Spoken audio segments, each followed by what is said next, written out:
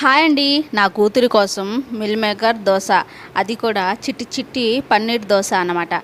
ఈ దోశ అంటే నా కూతురికి చాలా ఇష్టం. వారానికి ఒకసారి కంపల్సరీ చెయ్యకపోతే అలిగిద్ది. అందుకే ఇది మా పాప కోసం.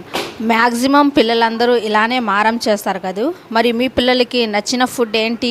మీరు ఎలా చేస్తారు? సరే, మరి ఈ మిల్ మేకర్ దోశ చూద్దామా. ఇక్కడ 1 కప్ మిల్ మేకర్ హాట్ వాటర్లో ఒక అరగంట నానబెట్టి పక్కన పెట్టుకున్నాను. అరగంట తర్వాత వాటర్ అనేది కొంచెం తీసేసి కొన్ని వాటర్ అనేది వేసేసి మిక్సీ జార్లో వేసేసి నానబెట్టి పక్కన పెట్టుకున్న అరకప్పు పెసళ్ళు, కొంచెం కొత్తిమీర, కొంచెం పుదీనా, అల్లం వేసేసి మెత్తగా రుబ్బుకోవాలి.